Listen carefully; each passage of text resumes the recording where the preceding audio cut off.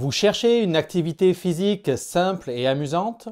Vous voulez bouger votre corps car vous savez que l'inactivité et la sédentarité sont mauvaises pour la santé, mais l'idée d'aller vous enfermer dans une salle et de soulever des poids ne vous dit rien. Vous n'êtes pas plus inspiré par le fait d'aller courir, que ce soit dans la forêt, sur un stade, après un ballon ou même avec une raquette. Bref, vous savez qu'il faudrait bouger plus pour votre santé, mais vous ne savez pas quelle activité choisir. Aviez-vous pensé à la danse? En effet, comme nous allons le voir dans cette vidéo, les bénéfices de la danse pour la santé sont nombreux.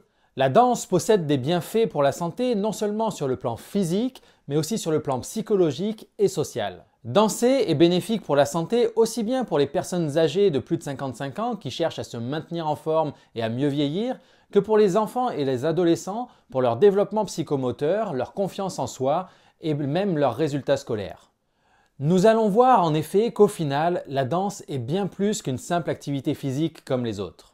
Alors, quels sont les bénéfices de la danse pour la santé? C'est ce que nous allons voir dans cette vidéo. Bonjour les amis, je m'appelle Sébastien, je suis kinésithérapeute et vous êtes sur ma chaîne Santé de Fer, une chaîne où je vous donne tout un tas de conseils pour devenir acteur de votre santé. Donc si ça vous intéresse, je vous invite de suite à vous abonner et n'oubliez pas, si vous êtes sur YouTube, la petite cloche pour être tenu informé des prochaines vidéos.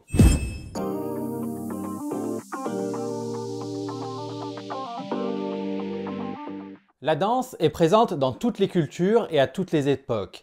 Il s'agit bien plus que d'un simple passe-temps. D'ailleurs, d'un point de vue de l'évolution humaine, si la danse n'avait aucune utilité, cela fait bien longtemps qu'elle aurait disparu. La danse fait bouger votre corps et donc, par définition, représente une activité physique. D'ailleurs, les principales conclusions de cette revue systématique de 2022 qui regroupe toutes les études sur le sujet depuis 20 ans, indique que la danse est une alternative possible à une activité physique traditionnelle. Comme d'habitude, tous les liens vers les études citées juste en dessous dans la description. Il est donc possible de danser pour faire du sport. On peut même pratiquer la danse en compétition comme une autre activité sportive. La danse possède donc en elle tous les bienfaits de l'activité physique pour la santé et elle va même un petit peu plus loin, mais nous en discuterons plus tard. Voyons donc pour commencer les bénéfices de la danse pour la santé physique.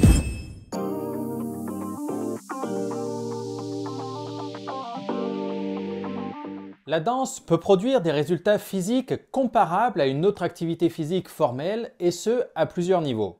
Tout d'abord, la danse permet d'augmenter la force et l'endurance musculaire, principalement au niveau du bas du corps, de vos jambes, mais pas tellement au niveau des bras, au niveau du haut du corps.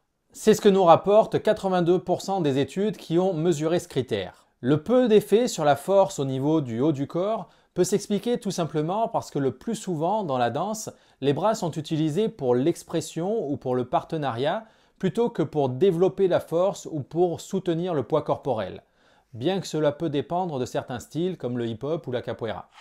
Deuxièmement, danser peut vous permettre de développer vos capacités cardiovasculaires et respiratoires. En effet, la danse permet d'atteindre des pics d'intensité de fréquence cardiaque similaires à une activité physique modérée à intense, tout en restant agréable. Les études nous montrent donc que la danse nous permet d'avoir des résultats positifs significatifs sur l'endurance cardiovasculaire.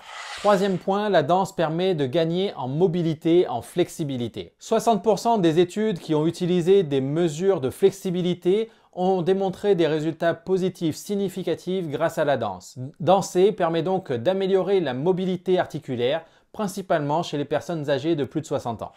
Quatrième point, danser permet d'améliorer l'équilibre, aussi bien l'équilibre statique que l'équilibre dynamique. Là encore, la majorité des études sont d'accord sur le sujet.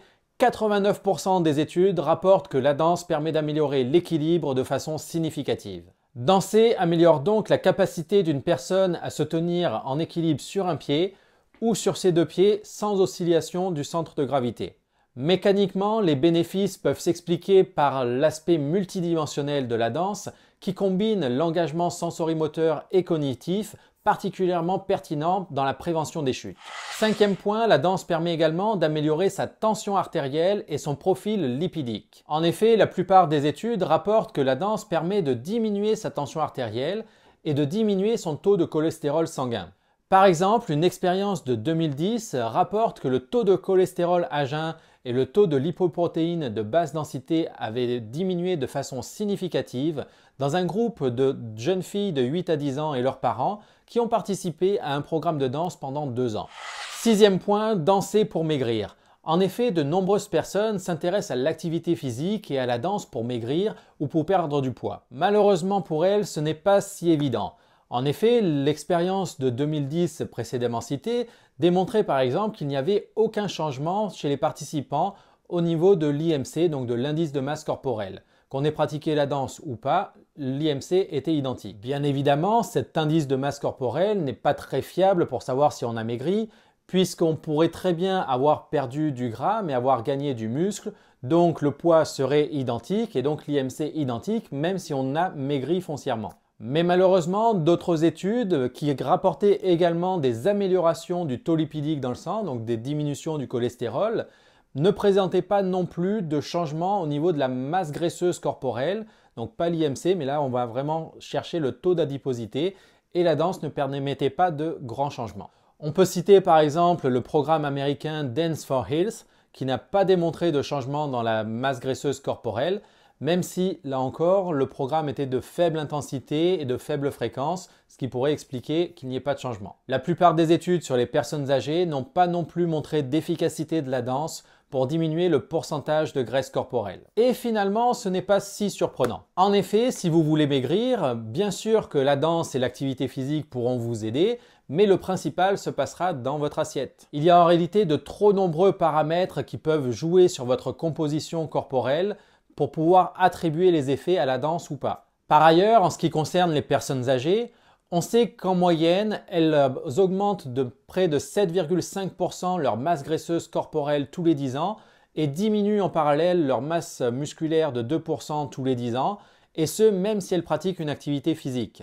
Ce qui peut signifier que la danse a eu chez les personnes âgées un effet positif en ce qui concerne la composition corporelle et le poids, puisqu'effectivement, dans les études, le poids et la composition graisseuse n'a pas changé, alors que, en général, ils prennent 7,5% de masse graisseuse. Donc, au final, la danse permet-elle de maigrir ou pas? Eh bien, en fait, cela dépend. Cela dépend bien sûr de l'intensité que vous mettez à pratiquer la danse, du style de danse pratiqué. La Zumba n'aura pas du tout les mêmes effets que le tango ou le slow, par exemple, mais également de vos habitudes alimentaires, de votre âge, etc., etc. Donc la danse peut vous aider, mais il faut prendre le problème globalement. Et enfin, septième point, la danse vous permet de diminuer votre fatigue. Et principalement la fatigue diurne, donc la fatigue dans la journée, qui touche majoritairement les jeunes de 15 à 24 ans plus que les autres tranches d'âge, et principalement les filles. Et une étude de 2021 enquêtant sur une intervention de danse pendant 8 mois a montré que la fatigue diurne diminuait significativement grâce à l'intervention chez les participants. Et cette amélioration persistait 12 à 20 mois après l'intervention. La qualité des indicateurs de sommeil s'est également améliorée pendant l'intervention. Donc on avait un meilleur endormissement, moins de réveils nocturnes, un sommeil moins inquiet. Mais notez que la fatigue a diminué, mais que le temps de sommeil, lui, était identique, ce qui indique bien qu'on a amélioré la qualité du sommeil et le bien-être des participants. Les résultats de l'étude indiquaient également qu'on avait eu la facilitation de la création d'un cycle de sommeil sain et positif. Et qu'en est-il sur le plan psychologique ?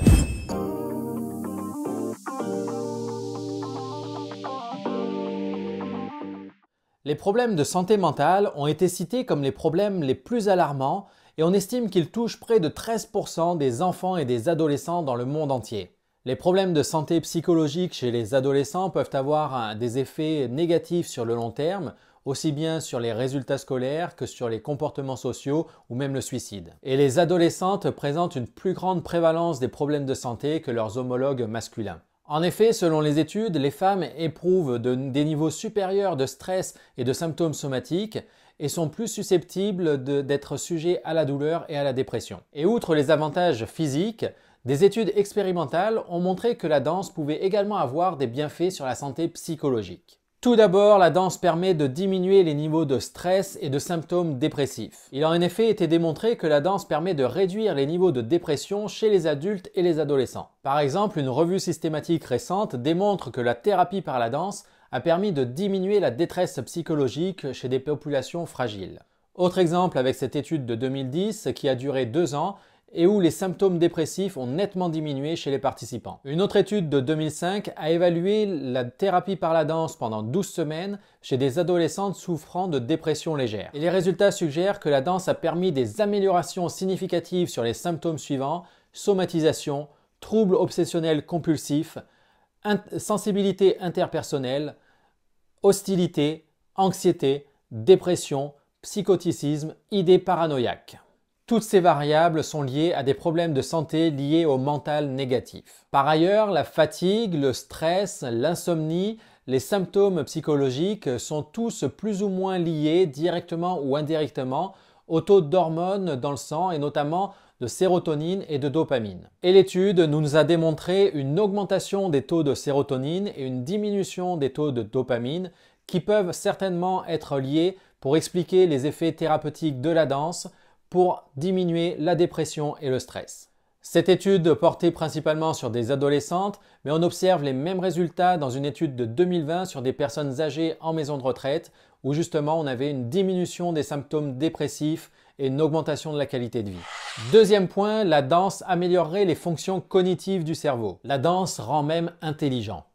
C'est ce que nous rapportent 80% des études qui ont mesuré les fonctions cognitives après une intervention de danse. Et c'est particulièrement vrai pour les fonctions exécutives. En psychologie, les fonctions exécutives peuvent être définies comme l'ensemble des fonctions cognitives supérieures qui vont nous permettre de contrôler et d'autoréguler le comportement, les pensées et les émotions, tout cela afin de pouvoir s'adapter à une situation changeante. C'est-à-dire que les fonctions exécutives vont nous permettre d'établir, de maintenir, de superviser, de corriger et de réaliser un plan d'action afin d'atteindre un objectif. Autrement dit, les fonctions exécutives nous permettent de faire varier le traitement de l'information et le comportement en fonction d'un objectif adapté à la situation, de manière adaptative donc et non pas de manière rigide et fixe. Les fonctions exécutives jouent donc un rôle crucial dans le développement de l'enfant et dans notre vie quotidienne. Elles sont donc nécessaires pour effectuer des tâches comme la planification, l'organisation,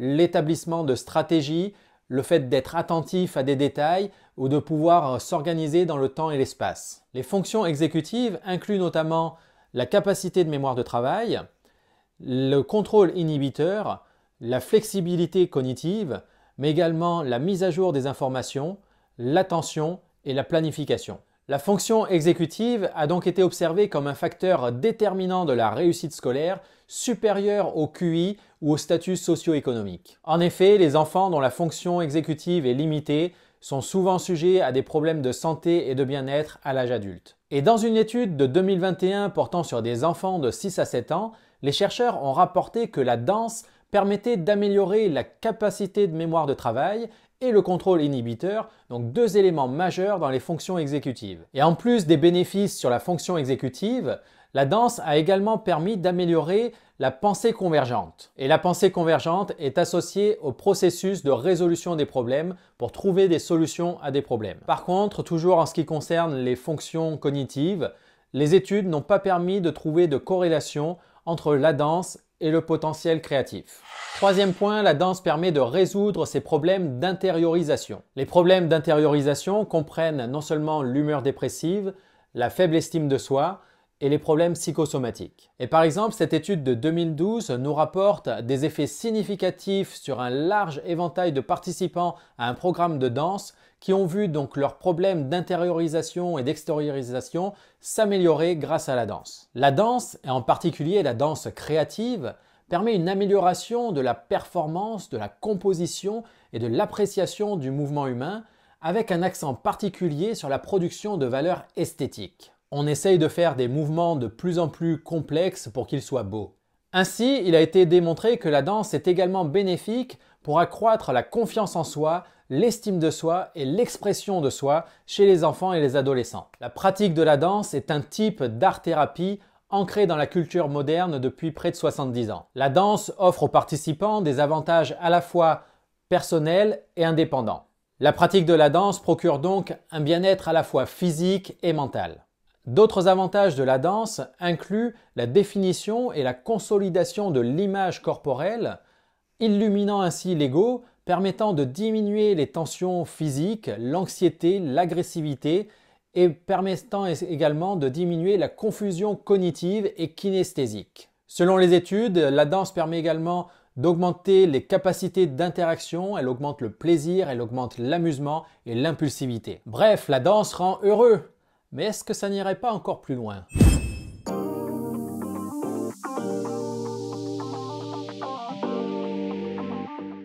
La danse exécutée en couple ou en groupe est par définition un type social d'activité physique. Bouger de façon synchronisée avec l'autre ou avec les autres permet de favoriser un sentiment d'unité, un sentiment d'appartenance. Ainsi, il a été démontré que la danse contribuait au développement des compétences sociales, à l'intégration sociale et à l'amélioration des éléments émotionnels résultant de la performance en groupe.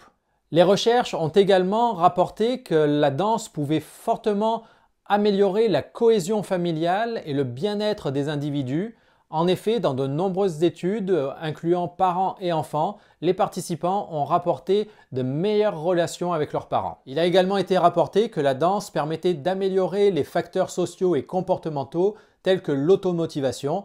Donc on va être plus motivé pour se bouger tout seul grâce à la danse et notamment à l'aspect social, puisque le fait de s'engager auprès de quelqu'un pour aller danser, on va se motiver pour y aller quand même, alors que tout seul, on aurait peut-être laissé tomber. En outre, la danse permet d'améliorer le bien-être émotionnel, psychologique et physique des participants et donc leur qualité de vie. La danse développe des relations, elle relie les gens les uns aux autres et donc participe à augmenter le sentiment de joie et de convivialité. Donc vous l'aurez compris, la danse sera bénéfique pour votre santé aussi bien sur le plan physique que sur le plan psychologique et social. C'est une activité biopsychosociale par excellence. Donc la danse est bénéfique pour la santé de tous, mais il y a quand même quelques petites nuances selon votre âge. Donc les bénéfices ne seront pas tout à fait les mêmes, l'action ne sera pas tout à fait la même selon que vous soyez un enfant ou une personne âgée, mais nous en reparlerons dans une prochaine vidéo. Voilà, j'espère que cette vidéo vous aura plu. Si c'est le cas, je vous invite à la liker, à la partager auprès de vos amis. Vous pouvez soutenir la chaîne comme l'ont fait Brigitte et tant d'autres pour me remercier du travail d'écriture, de tournage, de montage de toutes ces vidéos. Donc pour cela, vous avez le bouton Super Thanks juste en dessous, donc le petit cœur avec un petit $. Sinon, vous pouvez bien sûr vous abonner à la chaîne, vous abonner à ma newsletter aussi avec le lien en dessous dans la description. Et moi, je vous donne rendez-vous sur Santé de Fer pour de prochaines vidéos, puisque devenir acteur de sa santé, c'est bien d'en parler, c'est mieux de le faire. Allez, ciao ciao!